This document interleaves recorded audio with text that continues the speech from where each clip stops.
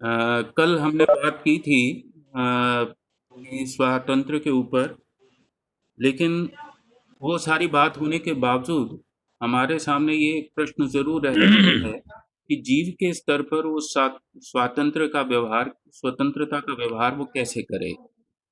शिक्षा के स्तर पे तो वो ठीक है कि भई वो क्योंकि यूनिवर्सल है, तो इसलिए वहाँ पे स्वतंत्रता का जो भाव है, जो दर्शन है, जो विचार है और जो व्यवहार है, वो एक अलग ही स्तर है। लेकिन पशु स्तर पे जो जीव स्तर पर है, वो स्वातंत्र्य का व्यवहार किस तरह से अ, हमारे भीतर, हमारे समाज में या हमारे आसपास कैसे उसको हम अभिव्यक्त करते हैं। और और दरवाजा बंद कर दो। अभी इस अभिव्यक्ति में जब हम स्वतंत्रता को देखने लगते हैं तो कश्मीर शहीद दर्शन जो है वो आभास और इस तरह की कई हमारे सामने अवधारणाओं को लाता है कि स्वातंत्र्य जो है वो जीव में आकर के कैसे अभिव्यक्त होता है। तो उसी कल के टॉपिक को आगे कंटिन्यू करते हुए कि उसको हम समझें और देखें कि ये किस तरह से हमारे में अभिव्यक्त होता है और कहाँ पर दृष्टि सृष्टि रूप में और सृष्टि दृष्टि रूप में, दोनों तरह से दृष्टि सृष्टि और सृष्टि दृष्टि रूप में कैसे वो स्वातंत्र जो है हमारा अभिव्यक्त होता है। तो मैं समझता हूँ कि आज इस विषय से चर्चा आरंभ की जाए तो ज़्यादा युक्ति संगत भी रहेगा और अच्छा भी रहेगा और कंटिन्यूटी में भी ये बात रहेगी। तो आप अपनी बात आरंभ करें, ये मेरा निवेदन है।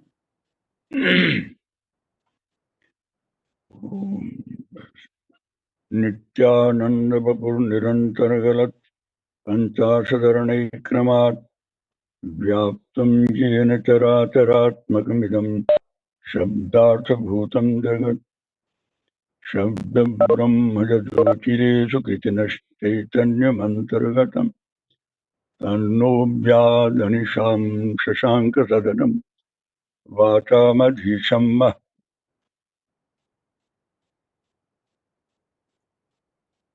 प्रिय बंधुवृंद, कल हमने कश्मीर शैव शास्त्र में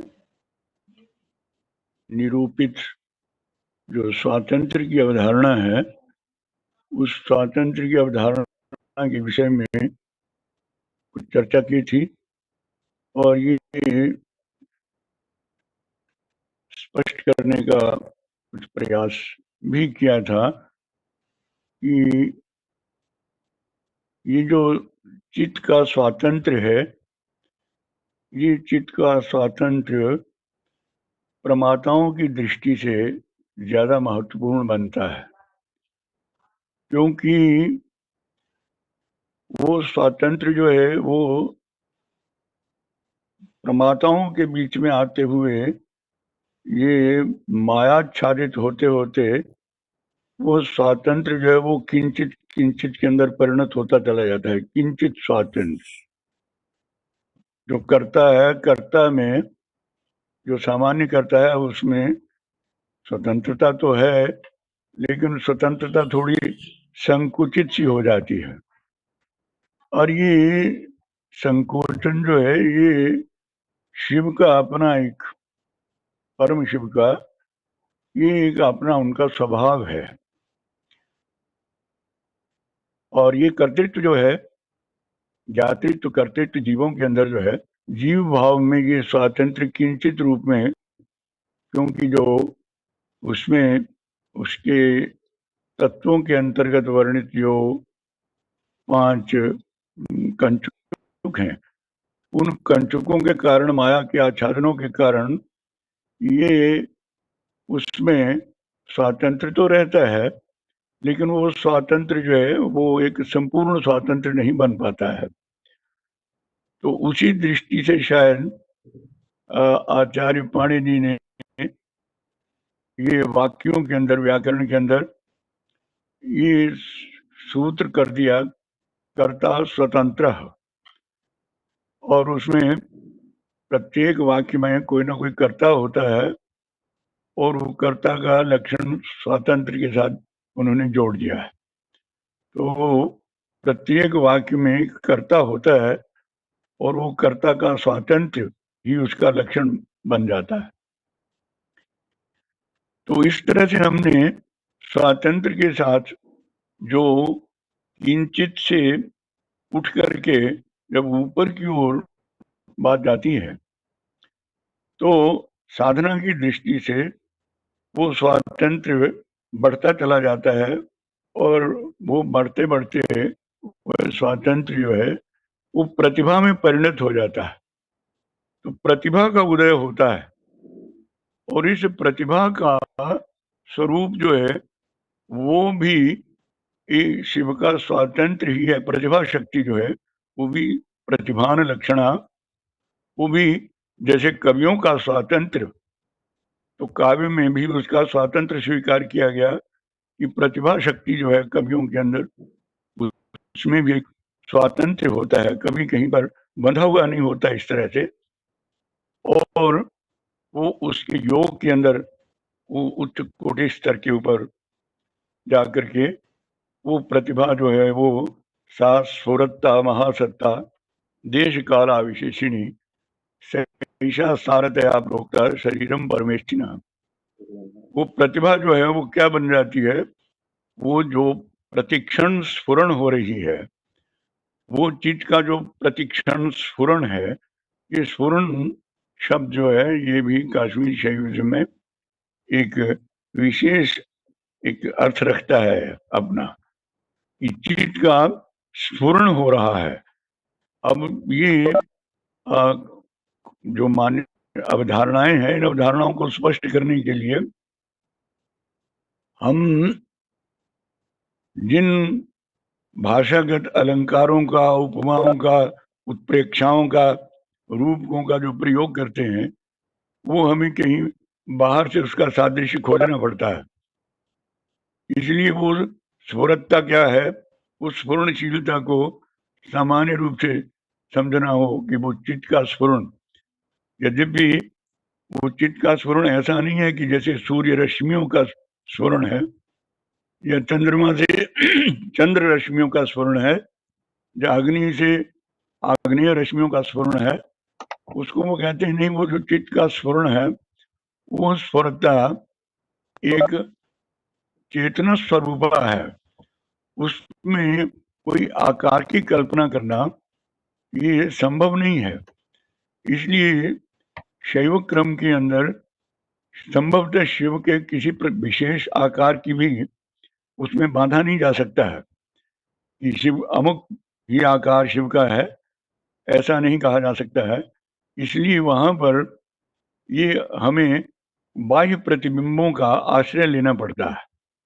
तो ये जो प्रतिबिंब हैं बाहर, जिनका हम अपने एक जो करता है वो अपने उसमें चिंतन के बल पर जब अग्रसर होने लगता है तो उसे बाह्य पदार्थों से आश्रय लेना पड़ता है, बाह्य पदार्थों का स्वीकार करना पड़ता है, क्योंकि ये जो इदंता है ये भी उसी चेतना का ही एक प्रकार से स्फुरण है, जिसको हम भले व्यवहार के लिए उसे अचित के अंदर माया तत्व के साथ रिलेट करके ही देखते हैं, लेकिन ये स्रोत उसका कर्ता का और जो क्रिया है अथवा जो कार्य है, स्रोत सभी का एक ही है। ज्ञाता ज्ञान ज्ञेय सभी का स्रोत एक है, लेकिन उसका सब विचार करने के लिए हम लोग ये ध्यान रखते हैं कि जो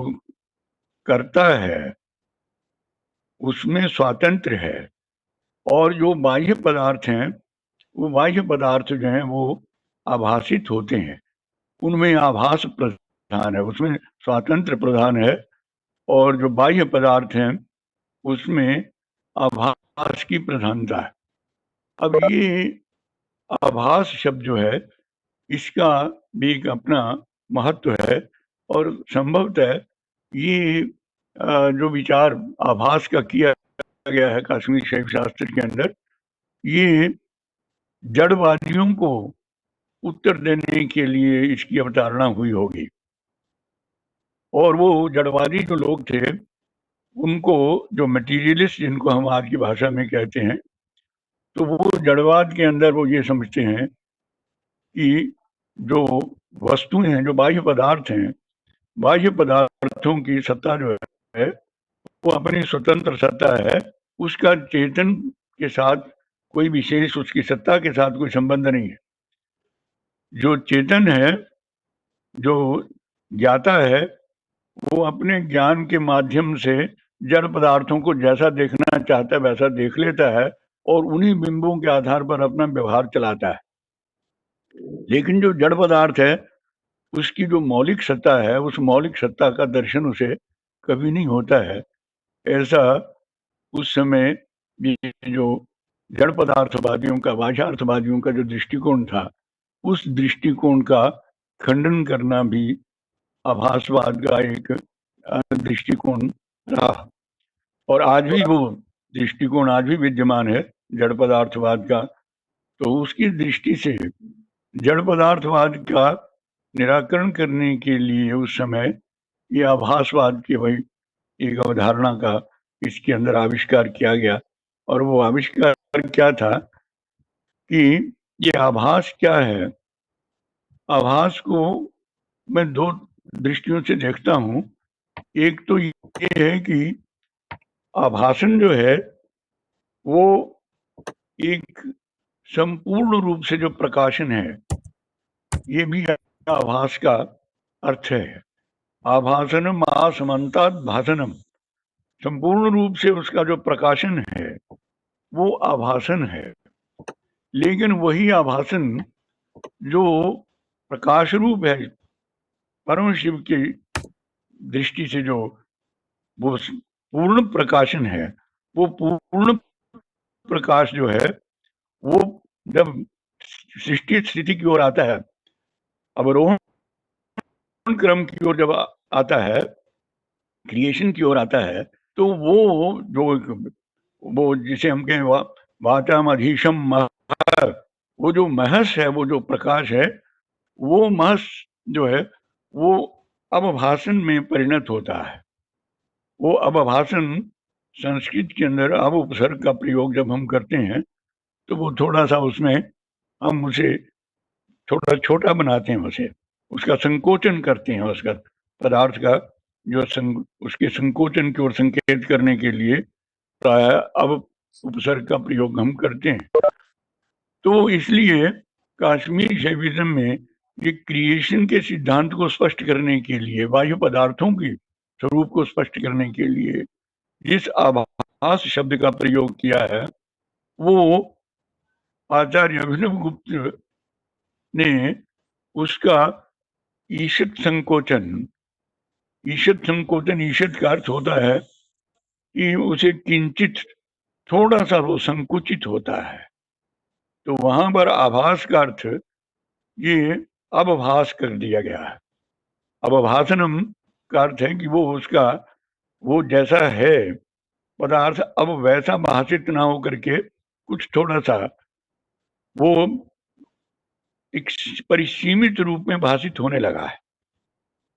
और ये परिसीमाएं भी उसने स्वयं स्वीकार की हैं।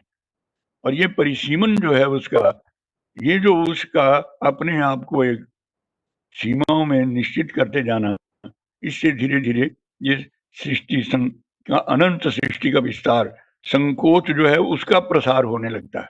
ये थोड़ा सा भाषा में देखने में लगेगा कि विरुद्धता है, परस्पर विरुद्धता है। वो जो संकोच शक्ति है, संकोच शक्ति का क्रिएशन में संकोच शक्ति का प्रसार होता जाता है। तो संकोच शक्ति से ही छोटे छोटे पदार्थों का निर्माण होने लगता है।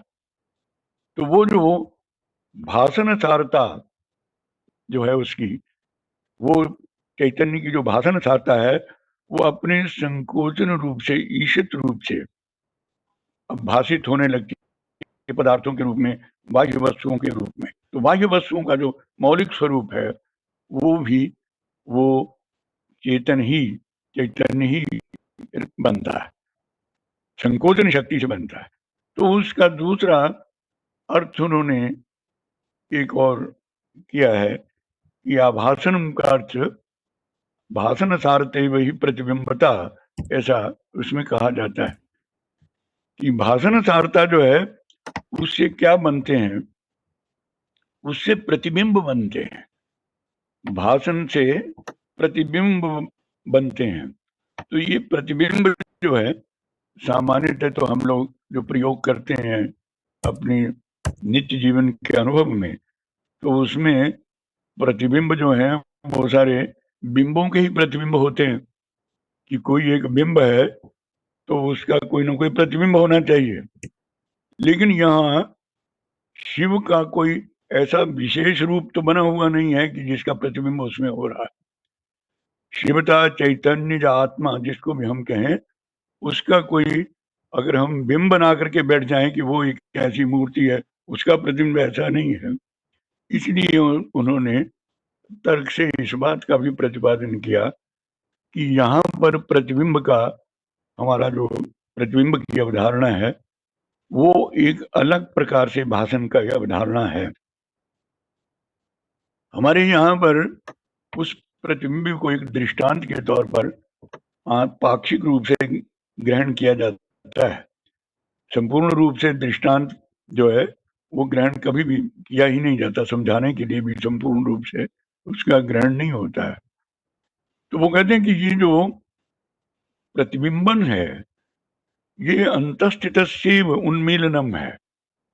ये उस शिव के भीतर ही जो स्थित है वो ही उसमें उसकी निर्मलता के अंदर, उसकी स्वच्छता के अंदर वही प्रतिबिंबन उसके भीतर ही विद्यमान, उसकी संकोचन शक्ति के माध्यम से उसके अपने ही अंदर से वो जो बने हुए सारे के सारे प्रतिबिंब जो हैं वो जागृत होने लगते हैं।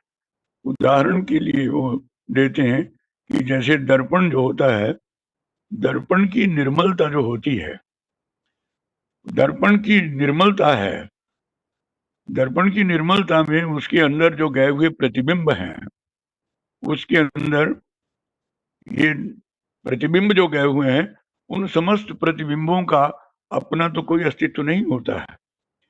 ये अब ये दर्पण का जो एग्जाम्पल है उसको ध्यान इस बात की रखें कि हम उसे दृष्टांत तक ही सीमित रखना है, दार्ष्टान्तिक तक नहीं उसको लेके जाना है हमें। इसलिए वो दर्पण विधि का एक वो प्रयोग करते हैं, एक कृत्रिम रूप से प्रयोग करते हैं दर्पण विधि का, कि दर्पण विधि ऐसी है कि जिसके अंदर जो पदार्थ भासमान हो रहे हैं, जो प्रकाशित हो रहे हैं, जो भी पदार्थ प्रकाशित हो रहे हैं, उन समस्त पदार्थों का प्रकाशन किसी तरह की भी दर्पण में कोई डिस्टरबेंस नहीं पैदा करता है। वो पदार्थ प्रतिबिंब जो है वो स्वयं में अलग अलग बेशक प्रतीत होते हैं, लेकिन उनका अपना देखा जाए तो अस्तित्व क्या होता है, उनका जो है न तो अपना, उन पदार्थों का अपना कोई देखा जाए तो प्रतिबिंबित पदार्थों का ना तो अपना उनका कोई रूप होता है, ना उनका अपना कोई देश होता है, ना उनका कोई परिमाण अगर हो तो उसको मेजर किया जा सकता है। तो वो उसके अंदर केवल मात्र वो उस एक चित्त का एक प्रतिबिंब जो होते हैं, उन प्रतिबिंबों का अस्तित्व जो है वो दर्पण में ही निहित होता है। ये उस प्रकाश का ही एक विमर्श है, जो विमर्श जो है जो इस तरह से इस दिशा में अग्रसर होता है, और वो स्वयं ही भीतर से उनको जैसे एक ही पदार्थ से एक जो वस्तुएं हैं वो उसी जिस पदार्थ से बनी हुई हैं और वो ढलने के बाद उसी पदार्थ में फिर लीन हो जाती हैं, ऐसी ही प्रतिबिंबों की स्थिति है। क्योंकि ये प्रतिबिंब जो चित्त के प्रतिबिंब है, ये प्रतिबिंब उस तरह से दर्पण विधि का प्रयोग नहीं करते कि बाहर के, क्योंकि दर्पण जो है वो भी भूत पदार्थ ही है, स्थूल पदार्थ ही है, और उसके अंदर जो बाहर से खड़े लोग हैं वो भी उसके अंदर स्थूल ही हैं। तो ये उस तरह का वो प्रतिबिंब अंदर नहीं है। ये अंतस्थितोताम में जो अंदर में ही वो चेतना के अंदर ही जो निहित उसकी जो एक प्रतिभा का वैचित्र्य है, कि वो नहीं उसके अंदर लेकिन कभी कभी इसको वो स्पष्ट करने के योग लिए हाँ ये बस मैं योगियों की कुछ क्रियाओं का या इंद्रजालिक की हाँ क्रियाओं कोई का ज्वाइन कर उदाहरण देते हैं वो कुट सुन रहा कि इंद्रजालिक जो है वो आपके सामने पदार्थ, स्थूल पदार्थ विद्यमान है या नहीं है, लेकिन वो उस पदार्थ की संरचना वो कहता है कि ये देखिए, और सबको वो दिखाई देने लगता है। जो कुछ वो जादूगर दिखाता है वो आपको दिखाई देने लगता है, और उसका स्थूल सामने रूप कुछ भी नहीं होता है, लेकिन वो जैसा दिखाना चाहता है वैसी ही वो रचना करके दिखा देता है आपको। और इसी प्रकार से देखें तो चैतन्य के अंदर भी इसी प्रकार से वो कहता है कि जो उसकी प्रतिबिंबन जितना है, उसका प्रतिबिंबन वही आभास है।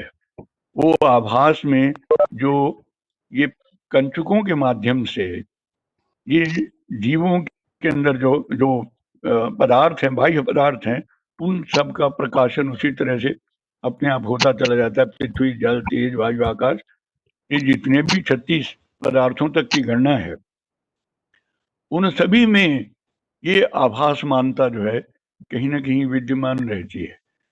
और इस आभास मानता की दृष्टि से ही ये जब बात कहते हैं कि ये जो संकोचन और प्रसारण की जो दो उसकी क्रियाएं हैं शिव की, इन क्रियाओं से अब कभी एक स्वरूप उसका नहीं निश्चित कर पाते हम। कभी हम ध्यान करते हैं उसमें गाढ़ांधकारासु कुहुक्षपासु दिग्व्यापी घोराभ्रघटासु चैव दंभोली भीमध्वनितेषु वीक्षे महाविराजस्य तवैव रूपम। अब ये काव्य कल्पना आप कहने को कहें, लेकिन ये एक बिंब उत्पन्न करता, प्रतिबिंब उत्पन्न करता है। गाढ़ा अंधकारासु कुहुक्षपासु, अमावस्या की घोर काली रातों में दिव्यापि घोरा भ्रगटासु चेषु, दिशाओं में व्याप्त घोर जो बादलों की घटाएं हैं काली, उन घटाओं में, और दंभोली भीम ध्वनितेषु, और जब बादलों के वज्र बिजली कड़कती है, उन कड़कती बिजलियों में महाविराजस्य तवैव रूपम, तुम जो महाविराट शिव हो, मैं तुम्हारे ही रूप को देखता हूँ उसके अंदर। अब यहाँ पर ये रूप देखता हूँ, जो देखता हूँ, ये रूप जो है ये क्या वास्तव में ये काला रूप है, पीला रूप है, क्या रूप है? ये एक प्रकार का विकल्प है, लेकिन ये विकल्प एक संस्कारित, एक सुदृढ़ विकल्प है जो सृष्टि क्रिया के अंदर जिसका उपयोग किया जा रहा है विशेष रूप से। इसलिए आभासन की जब भी चर्चा होगी तो आभासन की इस चर्चा के अंदर हमें ये देखना पड़ेगा कि इस तरह से, क्योंकि परम शिव का कोई एक, परम चेतन का कोई एक निश्चित वैसे स्थूल रूप नहीं बन रहा है, लेकिन उसका जो आभासन है वो अनंत रूपों में प्रकाशित हो रहा है, और अनंत रूपों में प्रकाशित होते होते वो जो एक संकेत कालिदास भी करते हैं कुमार संभव में, न विश्व मूर्ते रवधार्यतम बपु।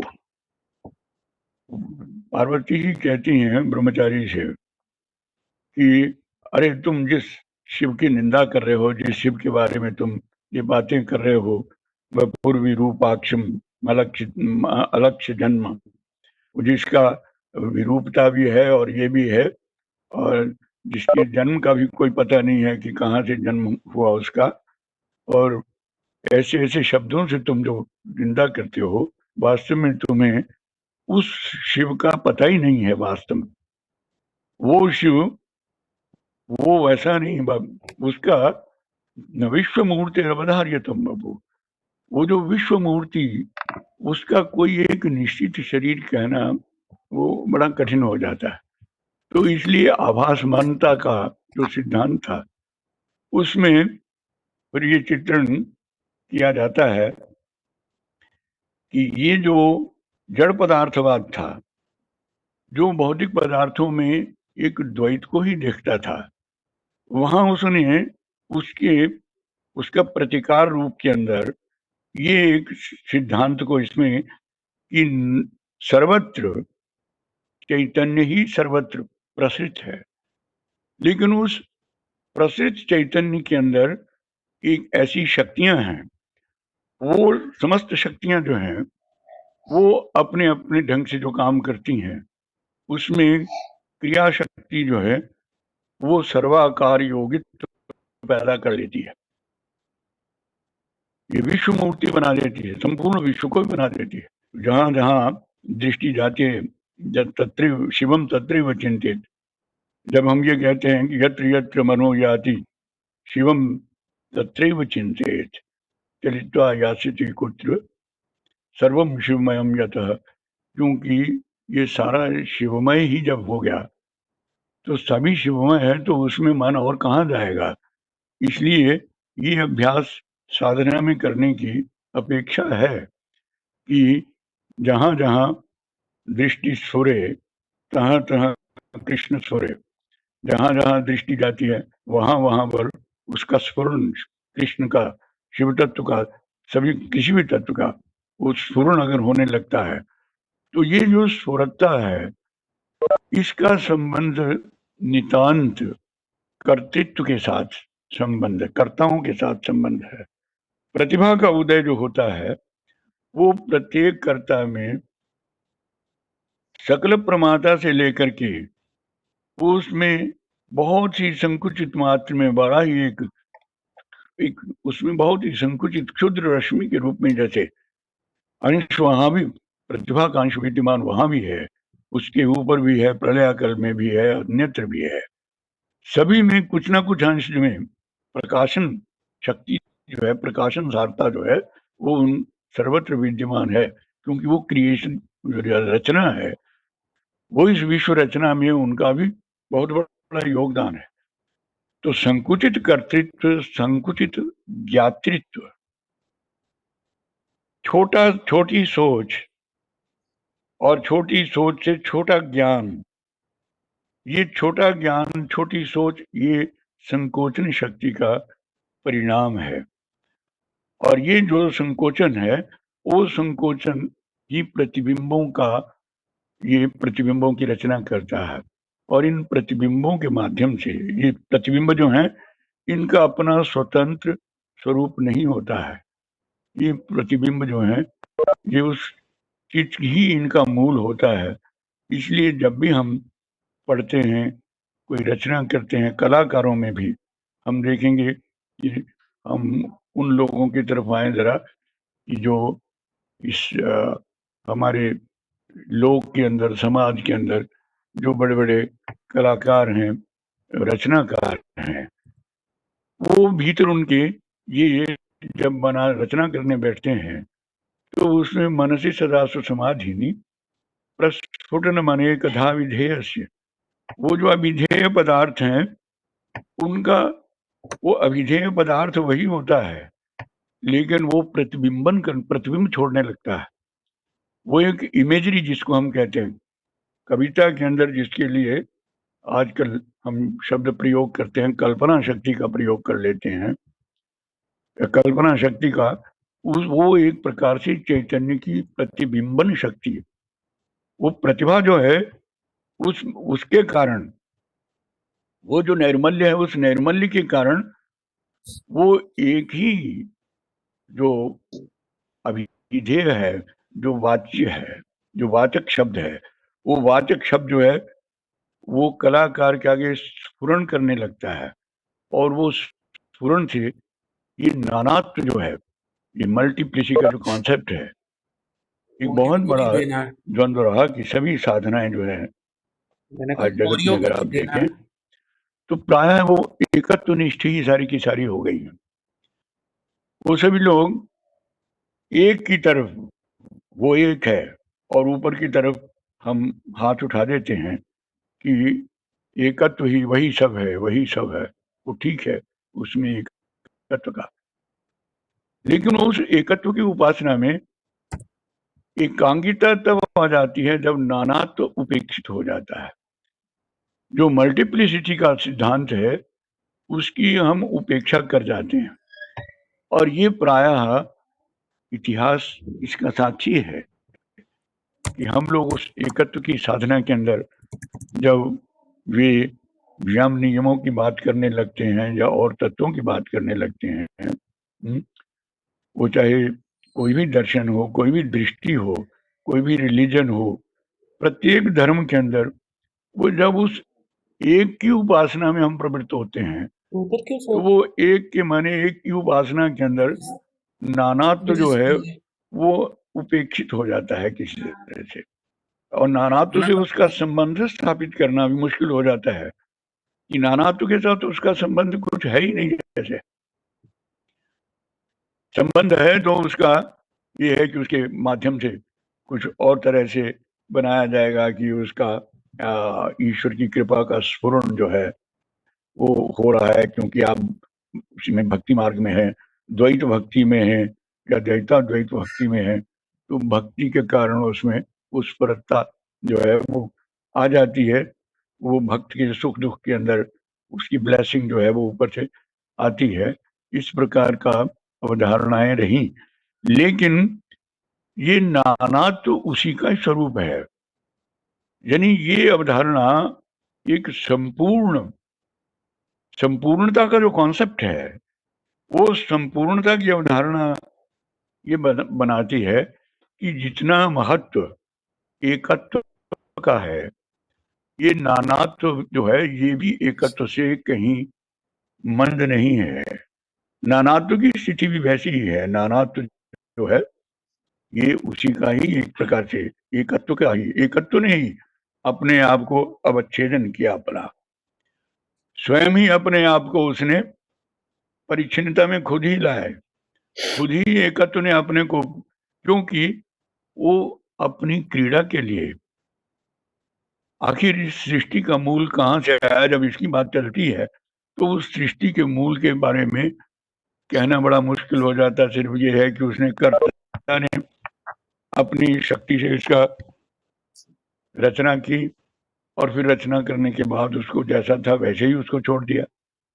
फिर उसके साथ उसका क्या संबंध रहा, क्या वो उसको उसी तरह से लुक आफ्टर करता है, उसका उसी तरह से देखना पालना उसकी करता है या नहीं करता है, ये सारे प्रश्न जो है ये उठते रहते हैं उसके अंदर।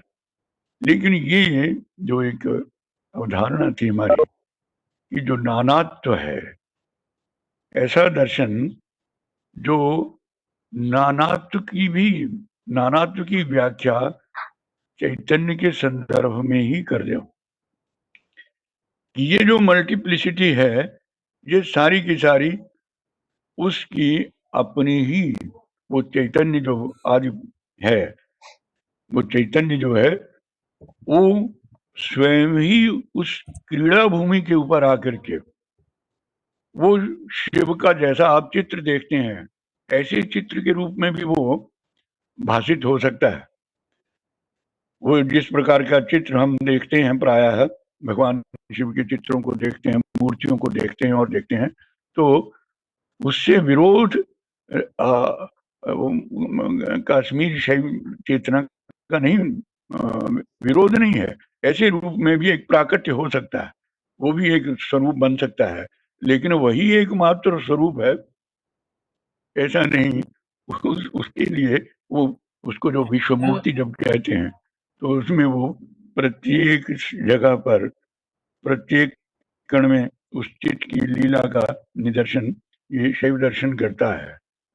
वो चाहे लीला शिशु नाम गृह चत्वरेशु, घरों के आंगन में चाहे बच्चे खेल रहे हों, गवाम प्रचारेशु च वत्स लीला, चाहे गौओं के पीछे दौड़ते हुए बछड़ों को देखते हैं, जले च पश्चिम जल पक्षी लीला, चाहे पानी के अंदर पक्षियों का क्रीडन हो रहा है, चाहे कहीं पर उसका, मैं उसी की लीला को उसका देखने का प्रयास करता हूँ। तो उसकी जो लीला है, उसका जो क्रीडन है, वो क्रीडन इन दो बातों से होगा। एक खेलने वाला होना चाहिए क्रीड़ा में, और दूसरा जिससे क्रीडन किया जा सके वो होना चाहिए। तो बाह्य पदार्थों का संसृजन जो होता है, संसर्जन जो होता है, उन बाह्य पदार्थों के संसर्जन में ये आभास के सिद्धांत को वो अप्लाई करता है। क्योंकि मैंने पहले भी कहा था कि काश्मीर शैव शास्त्र के अंदर भक्ति प्रधान है, लेकिन भक्ति ज्ञान मूला भक्ति ही प्रधान है, और ज्ञान भी प्रधान है, प्रतिभिज्ञा भी प्रधान है, लेकिन ज्ञान भी भक्ति मूलक ज्ञान जो है उसका उसके अंदर, क्योंकि वो दर्शन को थोड़ा नम्र बनाता है, उसको जरा ज्यादा हृदय से ग्रहण करने योग्य बनाता है उसको। इसलिए वो दोनों ही उसका ये जो एक व्यापक दृष्टि का जैसे निर्माण होता है कि हम एक क्रीड़ा, एक दर्शक चाहिए, दर्शक भी चाहिए और एक अभिनय भी चाहिए। तो अभिनय की दृष्टि से भी हम इसका प्रयोग कर सकते हैं। बाकी दर्शनों में ऐसा मूलतः इसीलिए नहीं हो पाता है कि उसमें उसका चित्र बनाने की सख्त मनाही है, कि उसका ईश्वर का चित्र नहीं हो सकता, ईश्वर का कोई एक रूप निश्चित नहीं हो सकता है, ये नहीं हो। यहाँ पर ये है कि उसका एक रूप निश्चित नहीं है, ये नानात्व ही उसका, ये नानात्व ही उसका जो स्वरूप है। इस नानात्व में से प्रत्येक जीव अपने अपने ढंग से कुछ ना कुछ रचना कर रहा है, कुछ ना कुछ बना रहा है, प्रत्येक के अंदर कुछ ना कुछ संरचना की शक्ति है। इसलिए नानात्व की दृष्टि से उसका प्रयोग किया विश्वमूर्ति अवधार्यते वपु, और नीचे की पंक्ति में कहा कि प्रायः लोग जो हैं इस दृष्टि से अपरिचित ही रहते हैं। न संति याथार्थ विद पिनाकिनः, वो पिनाकी जो शिव है उसकी यथार्थ को समझने वाले लोग, उसकी यथार्थ स्वरूप को समझने वाले लोग नहीं, क्योंकि प्रायः हम उसमें अपनी श्रद्धा विश्वास वश या तो उसका कहीं एक स्थान निश्चित कर देते हैं, ऊपर ही रहते हैं, नीचे आ ही नहीं सकते हैं, और उनका जो स्वरूप है, उसका जो गति आगति है, जो कुछ भी है, वो एक निश्चित से स्वरूप हो जाती है। और श्रद्धा के विरुद्ध अगर कोई बात जाती है तो उसकी व्याख्या करने की अपेक्षा हम कहते हैं कि नहीं नहीं, अवर इग्नोरेंस इज अवर ब्लिस, हमें अपनी अविद्या में ही रहने दो। तो ये शास्त्र का जो ये जिनका हम जिक्र करते हैं परंपरा के अंदर, श्रीकंठम वसुमंतम सोमानंदम तथोत्पराचार्यम लक्ष्मणम अभिनव गुप्तम और श्री क्षेम वंदे श्री क्षेम राजम च। इनका, इन लोगों ने शास्त्र की संरचना इस प्रकार से की, इस दृष्टि से की कि जहां पर ये आपको आपकी श्रद्धा जो है या आपका जो भक्ति भाव है, आपकी श्रद्धा जो है, वो तर्क को इस तरह से अप्रतिष्ठित न कर दे, वो सत्तर्क को अप्रतिष्ठित न कर दे। क्योंकि सत्तर्क जो है उसको अप्रतिष्ठित कर देने से ये सारे का सारा उसमें जो, जिसे कहना चाहिए कि ये whole creations purpose is lost, जिसे कहा जाता है, ये सारी सृष्टि का प्रयोजन ही समाप्त हो जाता है। इसके अंदर जो प्रयोजन, इस सृष्टि का प्रयोजन नहीं कहा जाए तो भी उसको हम कहते हैं ये आनंद ही इसका प्रयोजन है। जब उसे रसो वैसा कहते हैं तो वो रस क्या है, वो कहता है कि आनंद स्वरूप है, आनंद से ही उसका उदय हो रहा है, आनंद में ही जीना हो रहा है, आनंद में ही उसका लय, लय भी उसका आनंद में ही हो रहा है। तो ऐसी इसके लिए निश्चित रूप से भक्ति को दृष्टि चाहिए। भक्ति के पास ये दृष्टि अगर नहीं है तो भक्ति जो है वो एक एक अंध भक्ति बन के रह जाएगी।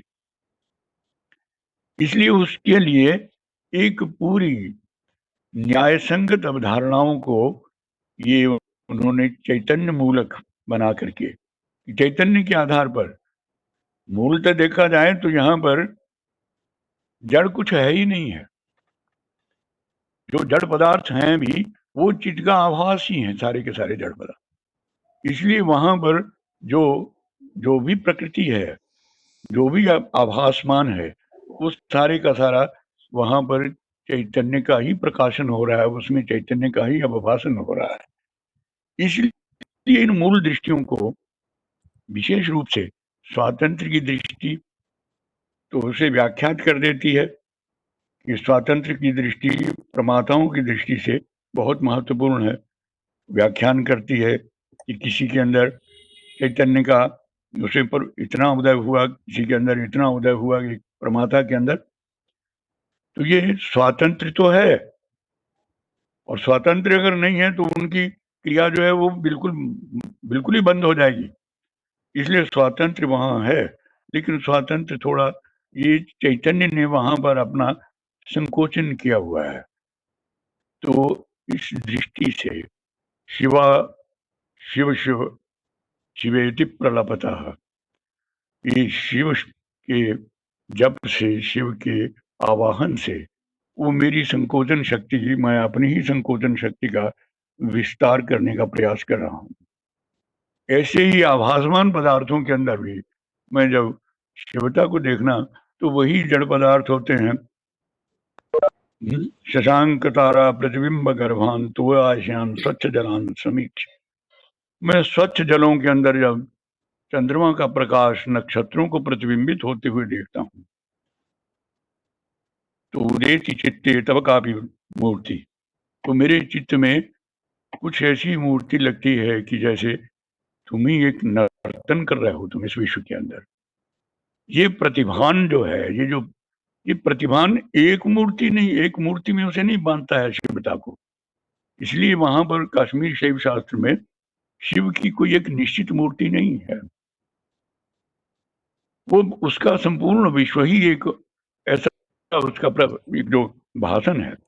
इसलिए भाषण सारथिव प्रतिबिंबता का जो दर्शन है वो मूलतः ये संपूर्ण बाह्य सृष्टि का ही चैतन्य के संदर्भ में व्याख्यान का एक बड़ा महत्वपूर्ण प्रयास शैव शास्त्र ने किया है। और इसी तरह से संपूर्ण जो चर सृष्टि है जगत की, उस चर सृष्टि का भी उन्होंने, ये उनका कैसे अवभाषण कैसे होता है, भाषण होना और अवभाषण होना। अवभाषण जो है ये उसकी लीला है, ये उसकी क्रीड़ा है, ये उसका विनोदन है। ये प्रतिभा के अंदर कवि लोग जो हैं, इसीलिए वो कहते हैं कि ये विनोदन, विनोदन का अर्थ केवल मनोरंजन मात्र नहीं है, उसमें रंजकता उसका एक अंश है। भासमानता का अवभाषण के अंदर क्या है, रंजकता उसमें एक पक्ष है उसका, वो सुंदर लगना चाहिए, सुंदर तो है ही, वो सृष्टि सुंदर है, रंजकता उसमें है। लेकिन रंजकता से भी जो ऊपर है वो तत्व है व्यंजकता। व्यंजकता का मतलब क्या है कि प्रत्येक पदार्थ, प्रत्येक जीव, चर है अचर है, वो सभी व्यंजक हैं। उनमें से व्यंजना किस चीज की हो रही है, चित्त की व्यंजना हो रही है, चैतन्य का ही व्यंजन हो रहा है। और जहां जहां चैतन्य है वहां वहां पर आनंद है। इसलिए शैव जो चिंतक है, उस शैव चिंतक की दृष्टि में ये सर्वत्र व्यंजना का राज्य है। शिवत्व जो है प्रकृति स्वामधिष्ठाय ईश्वरो व्यज्यते जता, प्रकृतिम स्वामधिष्ठाय, ईश्वर जो शिव है, क्योंकि स्वातंत्र के लिए ईश्वर का होना आवश्यक है, तो इसलिए उस ईश्वर को अभिव्यक्त होने के लिए अपनी ही शक्ति का, अपनी ही प्रकृति का, अपनी ही शक्ति प्रतिभा का आश्रय उसी को लेना पड़ता है। तो स्वयं ईश्वर व्यक्त होने के लिए उसमें अपनी पार्थिव शक्ति को साथ लेकर के स्वयं को प्रकट करते हैं। अव्यक्त व्यंजको योग, इसलिए ये योग कैसा है, अव्यक्त को अव्यक्त व्यंजको योग। शिव जो अपनी समाधि में गए हुए थे, वो हाँ जी। समाधि से शिव जो अव्यक्त भाव में निमीलन स्थिति के अंदर जो थे, वो उन्मीलन की स्थिति में आ गए हैं उसके अंदर। इसलिए योग की परिभाषा क्या कर दी, अव्यक्त व्यंजको योग। अव्यक्त का जो व्यंजन करे वही योग है। काव्य के अंदर वही शब्द, वही जिसके अंदर व्यंजना निहित है, अगर ये व्यंजना को निकाल लिया जाए, ये व्यंजना ही उसमें देखें तो अभिनव गुप्त का जो प्रसिद्ध सिद्धांत काव्य शास्त्र में अभिव्यक्तिवाद है, अभिव्यक्तिवाद का संबंध इसी व्यंजना के साथ है। इसलिए काश्मीर शैव शास्त्र के अंदर ये दृढ़ मान्यता है कि सृष्टि का प्रत्येक पदार्थ, प्रत्येक कण वो चैतन्य का व्यंजक है, और व्यंजक होने से ही उसके अंदर रंजकता आती है। अगर वो व्यंजकता नहीं है, उसके अंदर अनुरणन नहीं है, उसके अंदर अनुनाद नहीं है, अनुनादित अगर नहीं हो रहा है, तो वो अभी समझे कि उसके अंदर वो शिवत्व का उन्मेष हुआ नहीं है। तो उस उन्मेष को लाने के लिए हमें उसके व्यंजक स्वरूप को और उसकी जो भाषण सारता को समझने का एक सफल प्रयास करना चाहिए। इन शब्दों के साथ मैं वाणी को विराम देता हूँ। अब सब लोगों का बहुत बहुत धन्यवाद। धन्यवाद। अगर किसी का कोई विचार है, कोई प्रश्न है, कोई टिप्पणी है, तो आप लोग पूछ सकते हैं। और इससे पहले कि आप लोग पूछें, मेरे मन में भी एक जिज्ञासा साथ साथ जागी सुनते सुनते, कि क्या ये संभव आभासवाद की इस तरह से व्याख्या भी हो सकती है कि जीव की दृष्टि से, कि मेरे जो 5 कंचुक हैं माया के कारण, राग, काल, कला, नियति, तो इससे इससे जो मैं मुक्त होने के लिए एक अ, अनंत स्वतंत्रता के लिए जो प्रयास कर रहा हूँ निरंतर जो है, वो एक आभासवाद की व्याख्या वो ज़्यादा युक्ति संगत नहीं बैठेगी क्या? कि मैं अपने कंचुकों में बंधा हुआ भी मुझे ये अनुभव होता है कि कहीं अनंत स्वतंत्रता, अनंत प्रकाश है। उस प्रकाश का अनुभव मुझे कहीं आभास सा है, और उसके लिए मैं प्रयासशील हूँ। तो इस तरह से इस आभास में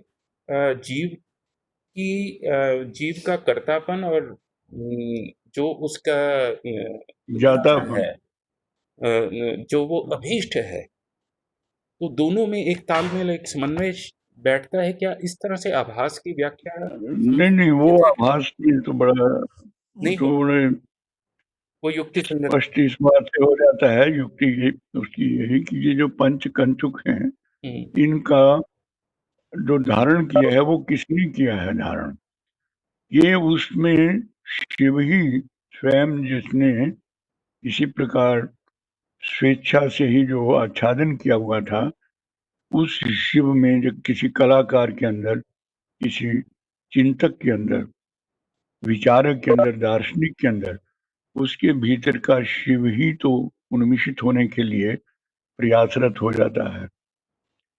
इसलिए उसी पंचकंचुकों के अंदर ही बंधा हुआ दार्शनिक है, वो कश्मीर शैव ही नहीं है, किसी भी दिशा का जो कोई क्रिएटिविटी का उसके अंदर जब उदय होने लगता है, तो प्रतिभा का उन्मेष उसमें, जिसमें भी प्रतिभा का उन्मेष, तो बंधा हुआ तो 5 कंचुकों में ही है बेशक, लेकिन वो प्रतिबिंब जो है वो वैसे ही है, वो बंधा हुआ उसका बंधन जो है, वही उसको एक चैनल दे रहा है रचना के लिए। वो पंचकंचुकों से कोई उस तरह का कोई उखाड़ पछाड़ करने की जरूरत नहीं है उस तरह से कि मैंने इसको उच्छेद कर दिया।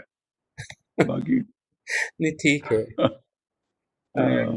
किसी का कोई प्रश्न है तो आप पूछ सकते हैं, और नहीं है तो सुरेंद्र मोहन मिश्र जी, आप कुछ कहना चाहेंगे? हेलो। ऑन कर रहा हूँ। हाँ जी, हाँ। प्रणाम। नमस्कार प्रणाम डॉक्टर साहब। सबको। थोड़ा अच्छा, सा इसको माइक को पास कर लीजिए। नहीं तो आवाज स्पष्ट नहीं होगी। अभी अभी सुनाई दे रहा है? हाँ, अब ठीक है। अभी सुनाई दे रहा है? हाँ जी, हाँ जी, अब अच्छा, बहुत अच्छा। आज ये आभासवाद के ऊपर शुरुआत के 5 एक मिनट में सुन नहीं पाया, वो नेट नहीं था। और बहुत ही जो अपूर्व की अभिव्यक्ति, और जो वो अपने ग्रंथ के आरंभ में जो कहते हैं साहित्य में, अपूर्वम यद यद वस्तु प्रथयति बिना कारण कलाम। हम्म, और ये मेरे को लगा होते होते कि ये जो व्यंजना है ये या प्रथम है, और या व्यंजना से जो प्रकाश होता है, अनंत प्रकाश होता है संपूर्ण विश्व का, उसको टटोलने के लिए हम जो अणु लोग हैं, हम जो कि जो है जो सबसे नीचे प्रमाता स्तर में है, हम लक्षणा और अभिधा आदि आदि का प्रयोग करते हैं। इसलिए जो व्यंजना है, व्यंजना इस लौकिक प्रमाता का भी होती है, तो वो जो व्यंजना है परम शिव की, वो जो भूमिका है वो बहुत अद्भुत है।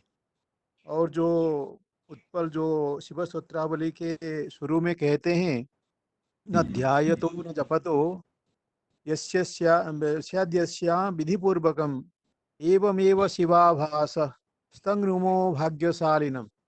वो अत्यंत ही भाग्यवान पुरुष है जिसका जो है शिवाभास उसी प्रकार से हो जाता है, जैसे कहीं भगवान नित्यानंद को हुआ, या कुछ ऐसे होते हैं जिनको अचानक अकस्मात तो वह जो स्फुरित हो जाता है, तो ना न ध्यायतो न जपतो, क्योंकि ध्यान या करना जप करना वो तो आणव बात में आती है, आणव उपाय में आता है। अतः यह जो एक रोल डाउन करता है संपूर्ण विश्व जो है। और बहुत ही अच्छा आचार्य जी ने बताया कि ये जो संकोच और प्रसार है, मुझे बहुत ही स्फूर्ति हुई उसमें कि ये जो संकोच है हमारी दृष्टि से, वो तो शिव की दृष्टि से प्रसार है। हमें हमारे लिए जो बंधन है वो तो उसके लिए एक प्रकार से आत्मानुग्रह है। वो स्वयं रमने के लिए इन सब बातों को सृष्ट किया। जो हमारे लिए कहीं दुख है, वो कहीं उसके लिए सुख का जो है स्वस्फार है। अतः इस बात को देखते हुए सारे दर्शन, सारे चिंतन, सारी व्यवस्था इसके अंदर समा जाती है। फिर भी और जो फ्रीडम एंड डिटर्मिनिज्म जो एक दर्शन का बहुत बड़ा वो तत्व है, उसका भी इसके अंदर समाधान हो जाता है। तो ये आभास एक बहुत बड़ी बात है, और प्रतिभा से भी उन्होंने जोड़ा उसको। और वो कैसी प्रतिभा होती है, प्रतिभा उसमें भी होती है और प्रतिभा यहाँ भी होती है। बहुत अच्छा उन्होंने ये संकेत दिया कि जो ये आणव जो प्रमाता है उसके अंदर भी प्रतिभा होती है, संकुचित प्रतिभा होती है, परंतु उसी प्रतिभा के अंदर, उन्हीं कंचुकों के अंदर वो संकेत मिल जाते हैं, वो कहीं तनिक सा आभास मिल जाता है, जिस आभास को बढ़ाता बढ़ाता बढ़ाता साधना में उपयोग करता करता फिर वो जाके वहां तक कहीं तन्मयता को प्राप्त होता है। बहुत बहुत अच्छा लगा, अच्छी जो है बात मैं है, बहुत ही बहुत अच्छे सुरेंद्र मोहन मिश्र, बहुत बढ़िया। इसको प्रोफेसर राजेंद्र शर्मा जी, आप कुछ इस पे बात करना चाहेंगे? प्रोफेसर राजेंद्र मिश्र जी, राजेंद्र जी, राजेंद्र शर्मा जी। अच्छी बात है। प्रोफेसर राजेंद्र प्रसाद जी, सर आप सुन पा रहे हैं?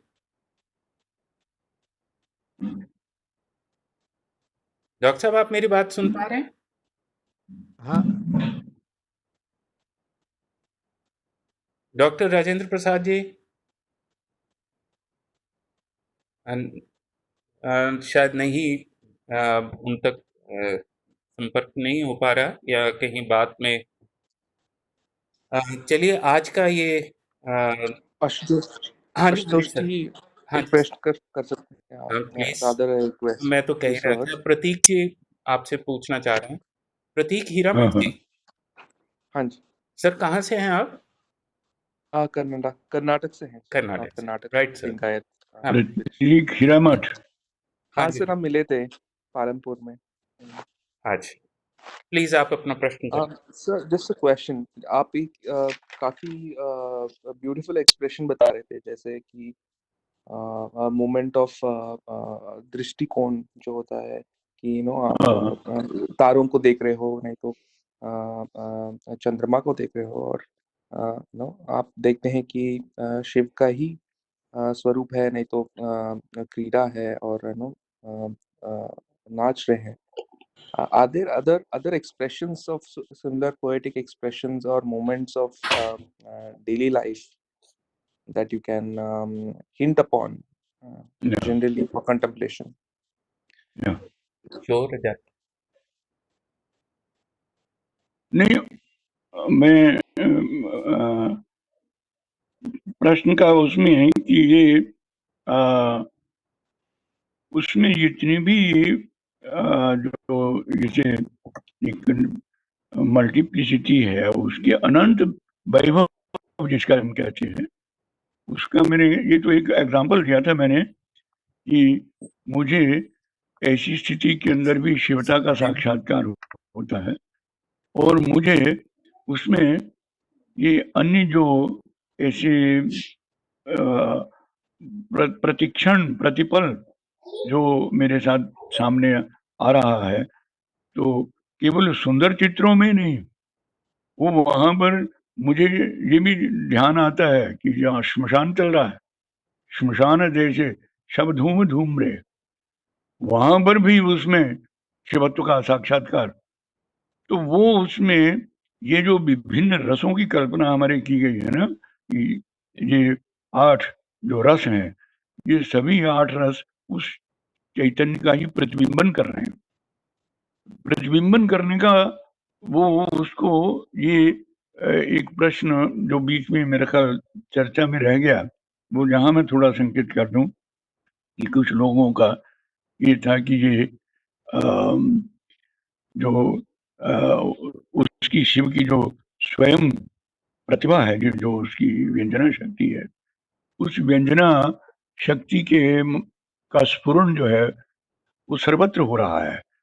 मैं अपने संकोच के कारण उसको देख नहीं पा रहा हूँ, लेकिन अगर मैं उसको जैसे स्वप्न में मैं अपनी ही सृष्टि को बहुत सारा देखता हूँ, बाहर से कोई उस समय फोर्स काम नहीं कर रही होती, लेकिन उस स्वप्नावस्था के अंदर मैं बिल्कुल भीतर से ही स्वयं ही उसको सृष्टि करता हूँ, स्वयं ही उसका दृष्टा हूँ, स्वयं ही उसका ज्ञाता बन जाता हूँ। ऐसी जो स्वप्न सृष्टि है, ये उदाहरण तो नहीं बनता है, लेकिन थोड़ा सा समझने के लिए इसका उपयोग हम कर सकते हैं कि ये उस सर्वत्र ये सृष्टि उसकी ये शिव का स्वप्न नहीं कह सकते हम, इसलिए ये उसका प्रतिभासन आभासन है। तो वो आभासन जो है उसका एक चित्र नहीं, ऐसे में अनेक चित्रों का स्वरूप अनुभव करता हूँ और बता सकता हूँ कि उसमें आप जहाँ जहाँ भी जाएं, यत्र यत्र मनो जाति, इसलिए कहा कि जहाँ जहाँ भी आपकी दृष्टि जाती है, वहीं पर शिवता का साक्षात्कार होने की स्थिति आ जाती है। कुछ आपका प्रतीक जी उत्तर, हाँ जी, थैंक यू कुछ सर। प्रश्न में शेष रह गया है तो नहीं sir, that was beautiful, thank you. चलिए, धन्यवाद प्रतीक जी।